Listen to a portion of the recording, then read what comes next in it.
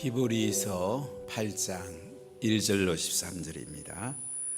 히브리서 8장 1절로 13절 말씀 우리 한 목소리로 봉독하겠습니다. 지금 우리가 하는 말의 요점은 이러한 대상이 우리에게 있다는 것이라.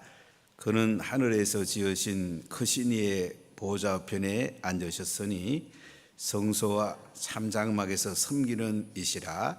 이 장막은 주께서 세운 것이요 사람이 세운 것이 아니니라. 대상마다 예물과 제사드림을 위하여 세운 자니 그러므로 그도 무엇인가 드릴 것이 있어야 할지니라. 시더라면 제사장이 되지 아니하셨을 것이니 이는 율법을 따라 예물을 드리는 제사장이 있음이라. 그들이 섬기는 것은 하늘에 있는 것의 모형과 그림자라. 모세가 장막을 지으려 할 때에 지시하심을 얻은과 같으니 이르시되 삼가 모든 것을 산에서 내게 보이던 본을 따라 지으라 하셨나니 나은 직분을 얻으셨으니 그는 더 좋은 약속으로 세우신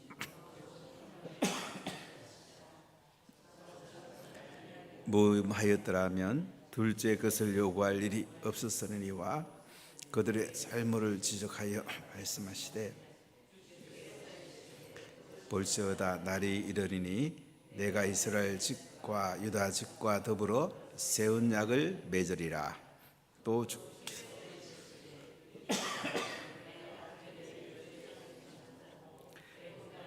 인도하여 내던 날에 그들과 맺은 언약 같지 아니하도다. 네 언약 안에 머물러 있지 아니하므로 내가 그들을 돌보지 아니하였노라. 또 주께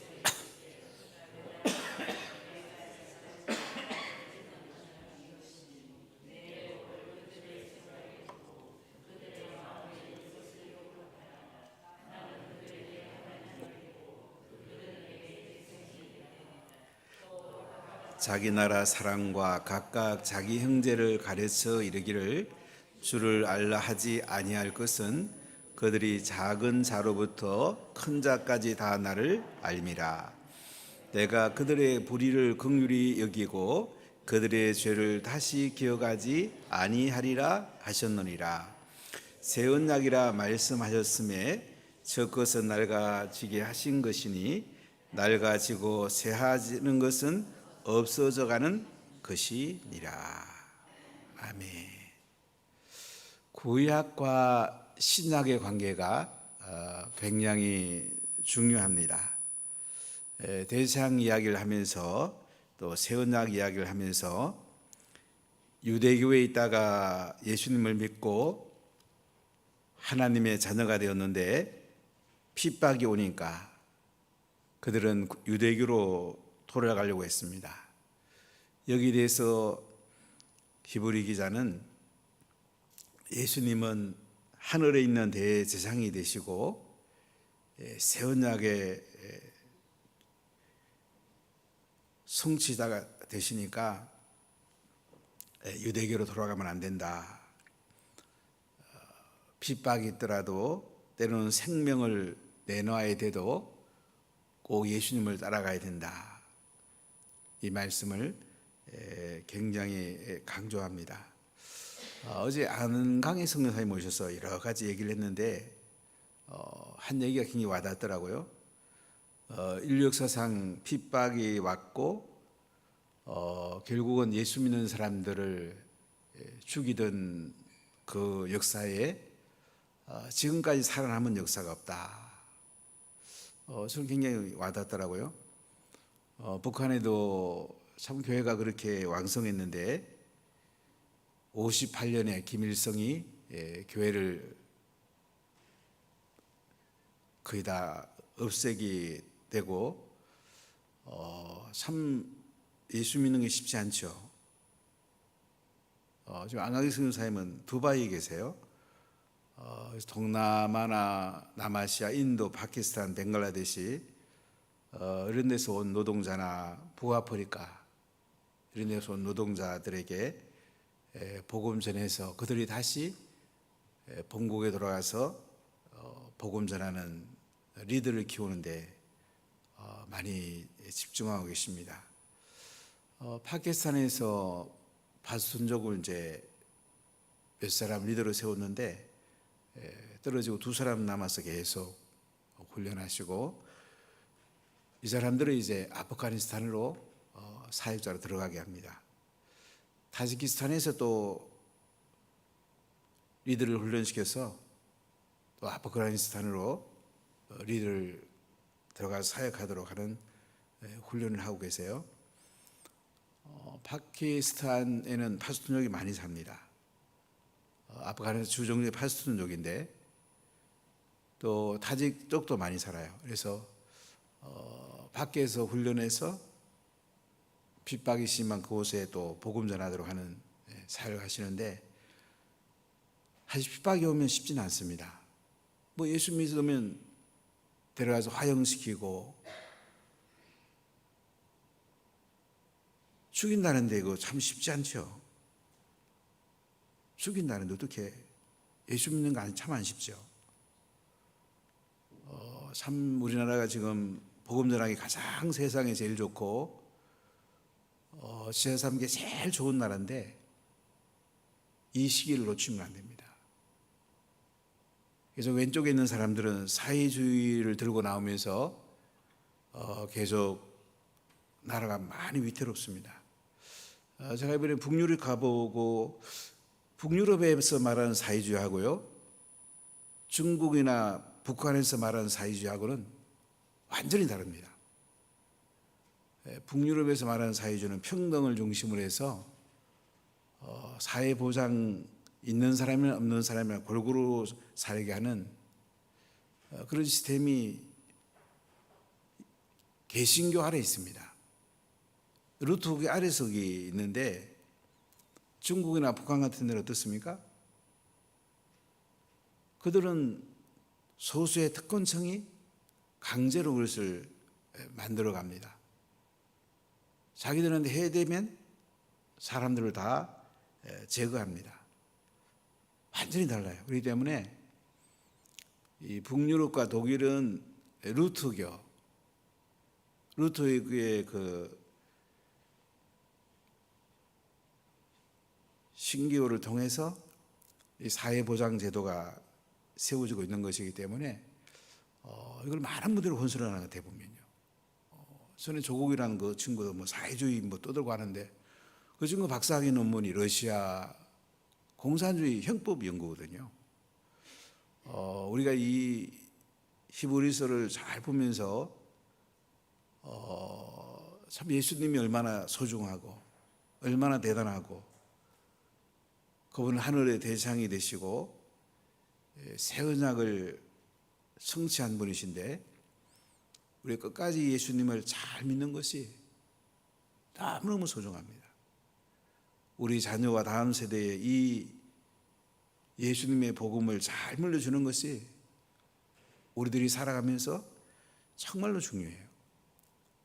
전 세계 230여 개의 나라를 보면서 지금 대한민국만큼 이렇게 좋은 경제력도 있고 5천만 이상의 7위권 경제력, 신앙의 자유가 있고 복음 전하기 좋고 이런 나라는 잘 없습니다. 제가 안강희 선생님이 이런저런 얘기하다가 한 100년 되면 서구는 다 이슬람 되지 않겠냐고 제가 얘기를 했더니 목사님 100년 되기 전에 서구는 다 이슬람 됩니다. 지금 전 세계 판도가 이슬람 쪽으로 좀 가고 있어요. 특히 개신교가 많이 실수했습니다. 세속주의가 들어와서 동성애를 인정하고 복음이 희석되다 보니까 굉장히 위태롭습니다. 이 대한민국의 보수주의 교회들이 그래도 신앙을 잡고 있기 때문에 우리나라 동성애 되지 않고 그래도 지금 잘 견디고 있는데 이것도 몇 년 갈지는 모르겠어요.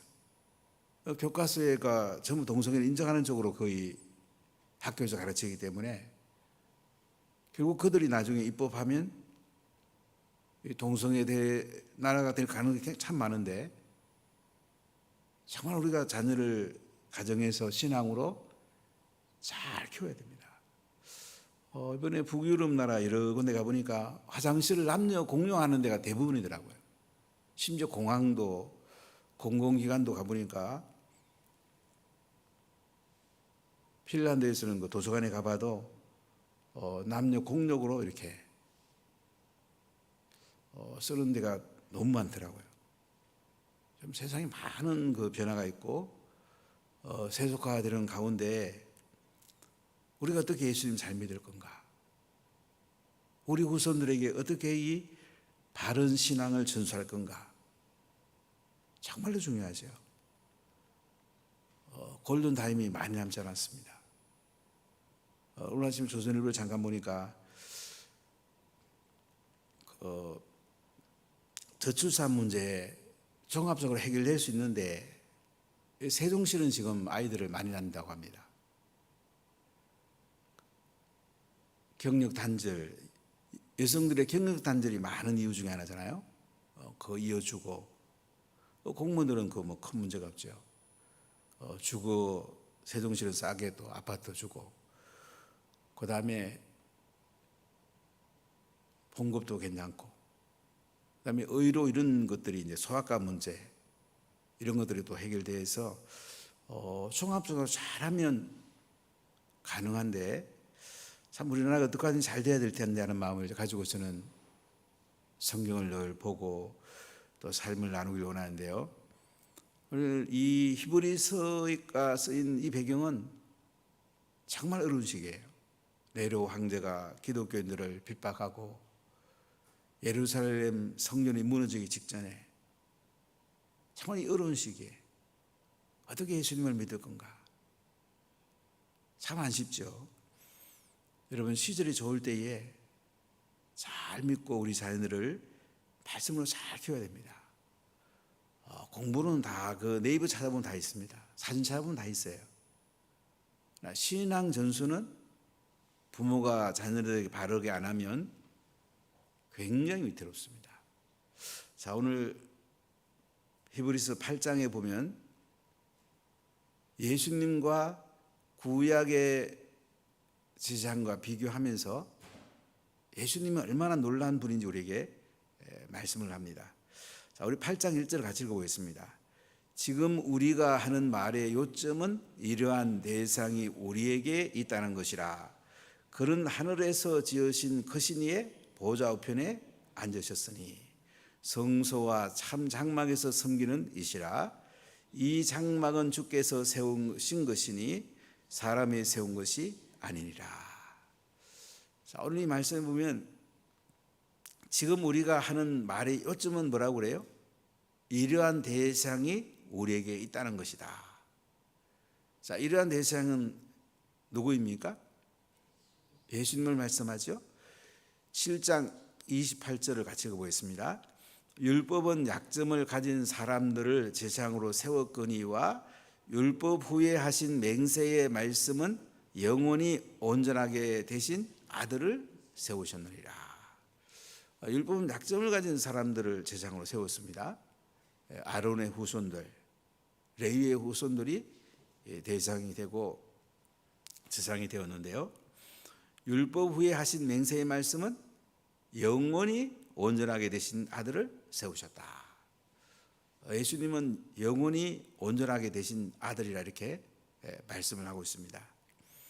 그래서 8장 1절에는 지금 우리가 하는 말의 요점은 이러한 대상 예수님이 우리에게 있다는 것이라.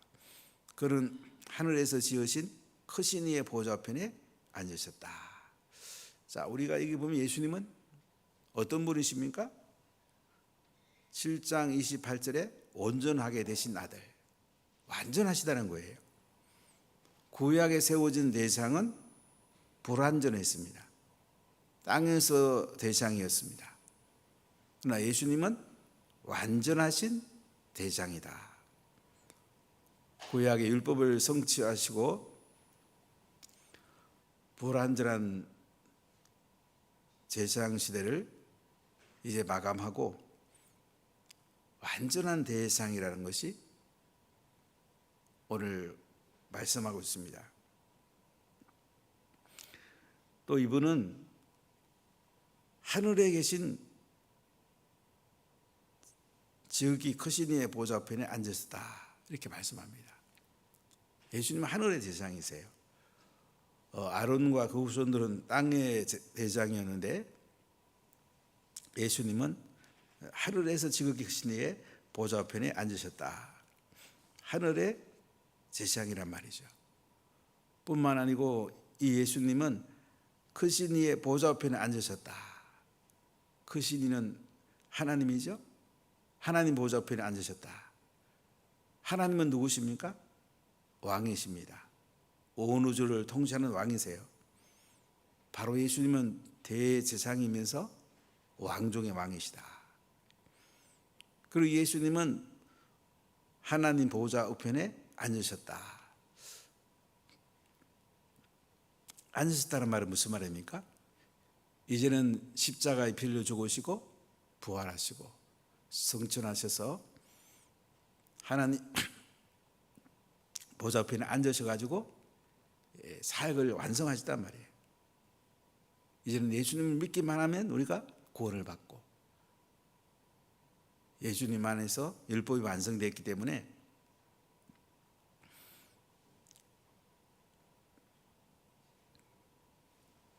지금 하나님 보좌 우편에 앉아 계셔서 우리가 이 예수님을 깊이 생각하고 바라보고 믿으면 구원의 은총이 우리 가운데 임하게 된다는 말씀입니다. 또한 이분은 하나님 보좌 우편에 앉으셔가지고 능력과 권위로 다스린다는 말씀이죠. 지금도 예수님은 능력과 권위로 다스리시면서 우리 예수님을 잘 믿을 때에 은혜와 복을 부어주는 분, 이분이 예수님이세요. 서구의 기독교가 거의 무너지고 있기 때문에 이슬람화 되고 있기 때문에 우리가 앞으로 서구에 선교사를 보내야 됩니다. 백인들이 콧대가 높아서 지금 받아들이지 않지만은 그곳에 우리가 선교사를 보내야 될 시절이 옵니다. 참 슬픈 일이죠. 복음을 전했던 민족들이 이제는 다 무너지는 이런 강한 단계에 있는데 우리 예수님을 바라보는 거 너무너무 중요합니다. 정말 예수님 잘 바라봐야 돼요.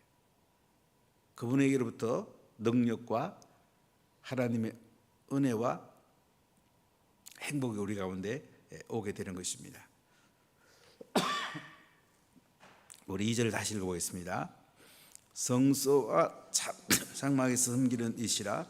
이 장막은 주께서 세우신 것이요 사람이 세운 것이 아니니라. 예수님은 성소와 참 장막에서 섬기는 이시다. 그러니까 땅의 어떤 그 성소, 성전 아니고 구약에 그러니까 성막이나 성전이 아니고 하늘 성전에서 지금 섬기는 이시다.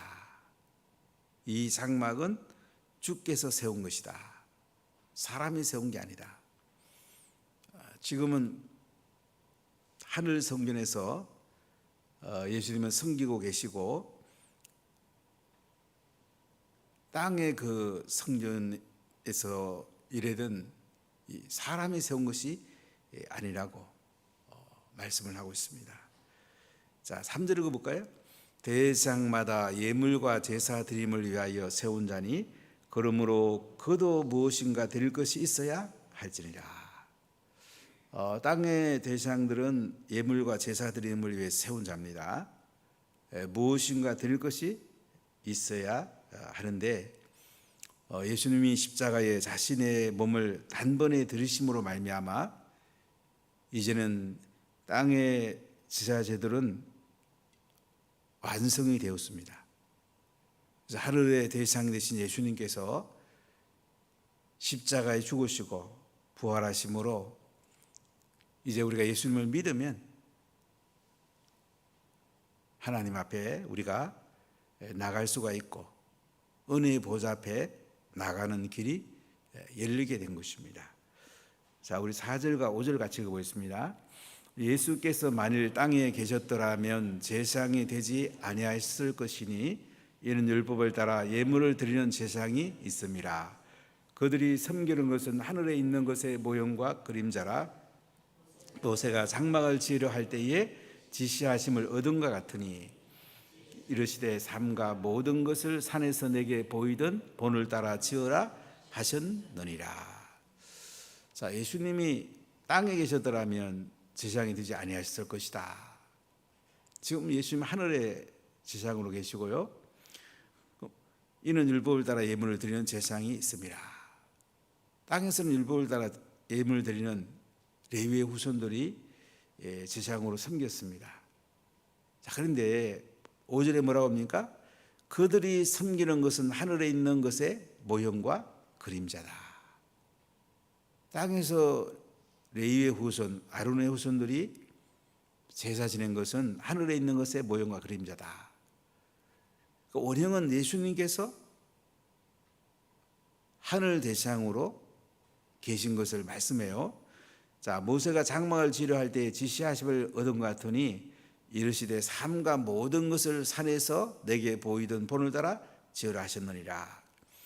우리 출애굽기 25장을 보면 모세가 시내산에 올라갔을 때에 성막 계시를 보여주십니다.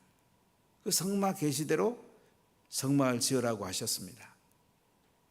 그래서 모세는 보살과 오홀리압을 통해서 이 성막을 짓게 되는데요.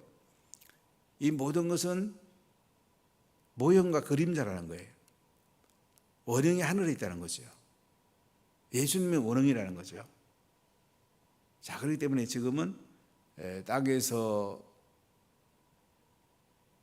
인간 제사장이 드리는 제사는 다 십자가에서 완성이 됐기 때문에 드릴 필요가 없습니다.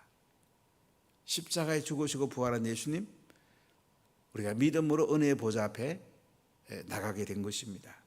자, 6절을 같이 읽어보겠습니다. 그러나 이제 그는 더 아름다운 직분을 얻으셨으니 그는 더 좋은 약속으로 세우신 더 좋은 언약의 중보자시니라. 땅에서는 구약에 율법이 있었고 성전 제도가 있어가지고 제사장들이 일을 했지만 이제는 뭐예요? 더 아름다운 직분을 얻으셨다. 누가 얻으셨습니까? 예수님이죠. 그는 더 좋은 약속으로 세우신 더 좋은 언약의 중보자시라. 더 좋은 약속으로 세워진 더 좋은 언약의 중보자시다. 더 좋은 언약은 새 언약을 말합니다. 이제는 새 언약의 시대가 됐다는 거죠. 그래서 우리가 성경을 이제 구약과 신약 이렇게 나누잖아요. 성경을 바이블이라고도 말하기도 하지만은 테스타먼트라고 이렇게 말할 수도 있는데요. 약속이란 말이에요. 구약, 옛 언약이란 말이에요. 예수님이 오시기 전에 언약이 구약이에요. 구약은 한마디로 메시아가 오신다. 율법을 완성하시고 제사를 완성할 메시아가 오신다는 얘기예요. 신약은 메시아가 오셨다는 거죠. 그분이 오셔서 십자가에 죽으시고 부활하시고 성천하시고 하나님 보좌 앞에 지금 앉아 계신다. 그분이 다시 오신다. 이게 신약이죠. 우리에게 구약이 필요 없는 거 아니에요. 구약은 우리가 죄인 것을 깨닫게 되고 하나님의 형상을 닮아가는데 중요합니다. 우리 한국교회가 이제 개신교에서 특히 신약을 많이 강조하다 보니까 구약의 좋은 것을 너무 많이 놓쳤어요. 루터가 종교개혁 하면서 개톨릭하고 싸우면서 너무 극렬하게 싸우다 보니까 구약의 좋은 것들을 참 많이 놓쳤어요. 그 중에 가장 중요한 걸 놓친 것이 가정 식탁 예배를 놓쳤어요.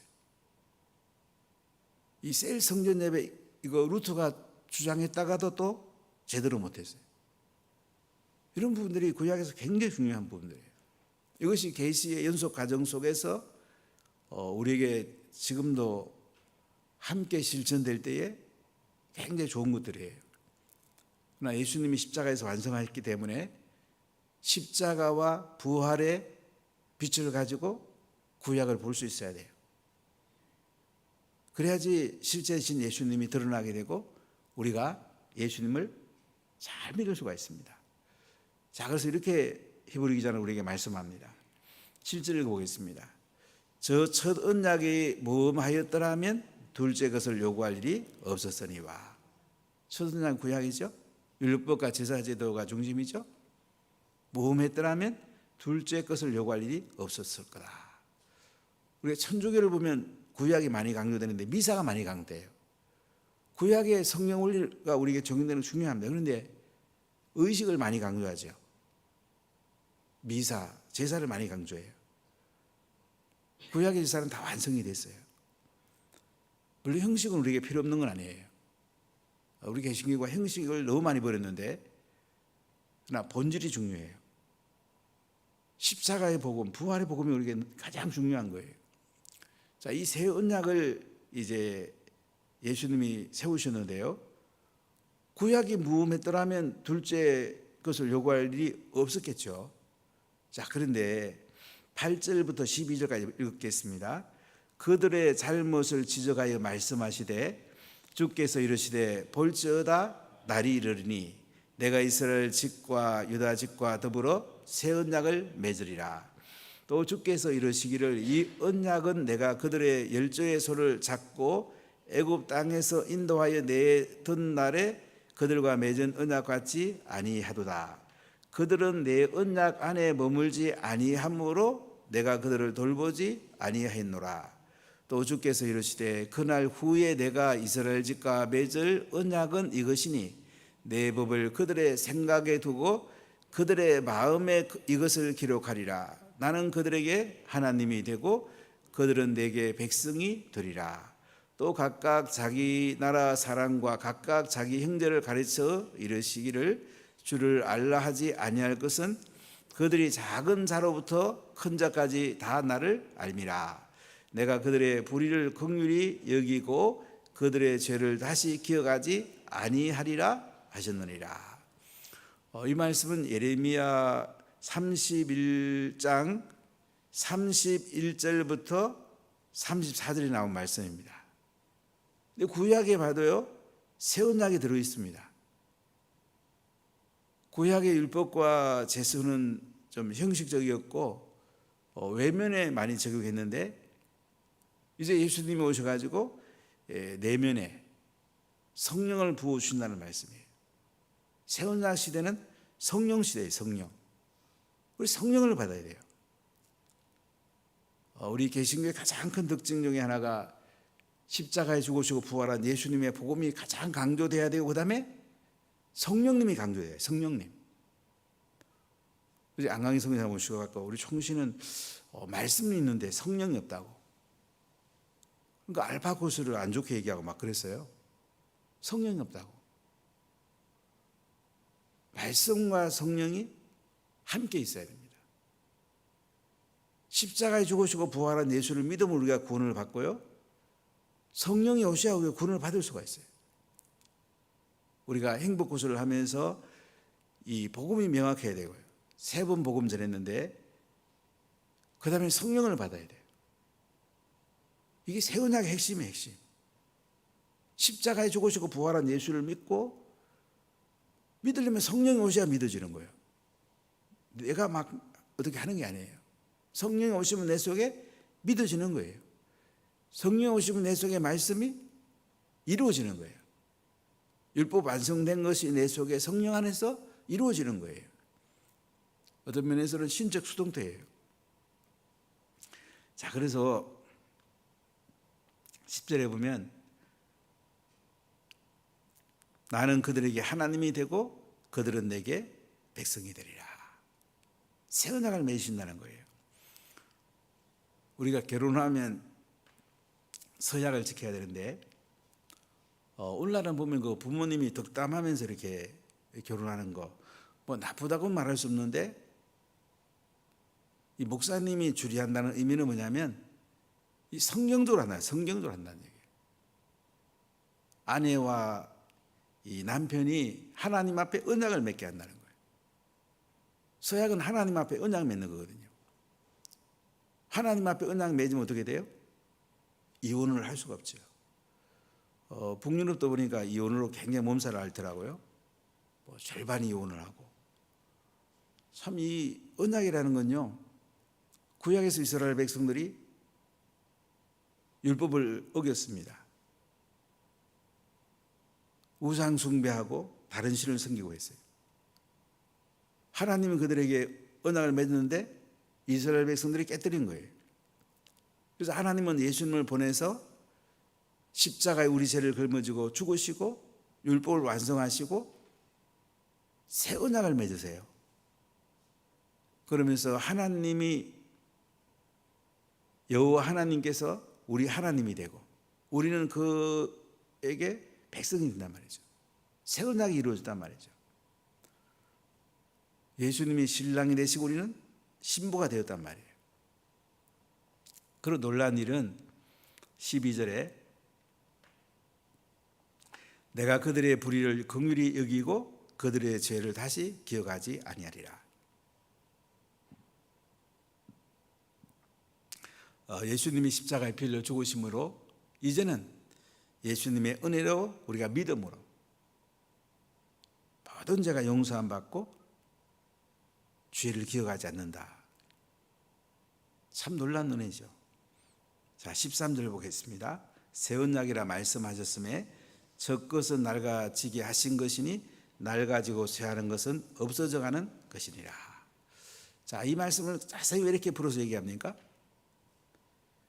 유대교에 있다가 예수 믿게 돼서 새 언약으로 나왔는데 핍박이 오고 생명이 위태로우니까 다시 구약으로 돌아간단 말이에요. 옛 언약으로 돌아가겠다는 건 뭐예요? 돌아가면 안 된다. 그것은 낡아진 것이다. 쇠하는 것이다. 없어지는 것이다. 새 언약 속에 들어와 있어야 돼. 때로는 목숨이 위태로워도 그래도 예수님 안에 머물러야 돼. 예수 믿어야 돼. 자꾸 얘기를 지금 하고 있는 거예요. 여러분, 우리나라는 정말 예수 믿기 좋은 거예요. 그래서 정말 예수님 잘 믿어야 돼요. 복음 가운데 가고 성령 안에 가야 돼요. 우리 자녀에게 이 복음을 전수하고 성령 충만하도록 우리 자녀를 잘 세우는 것이 자녀를 가장 축복하는 것입니다. 이게 가장 큰 복입니다. 이번에 행복호수에서 복음이 선명하게 선포되고 또 성령의 충만이 임해서 우리 개수들이 다 예수님 만나고 또 사역팀들도 다 성령 충만한 이런 역사가 있기 바랍니다. 여러분, 새 시대가 되었습니다. 새 언약 시대, 성령 시대가 되었습니다. 우리 기도하면서 오늘도 성령 충만하고 하나님의 선명한 복음이 내 속에 임해서 십자가 바라보면서 이 피 묻은 예수님의 복음을 우리 주변 사람들에게 우리가 증거하는 가장 복된 인생이 되기를 간절히 축복합니다. 기도하겠습니다.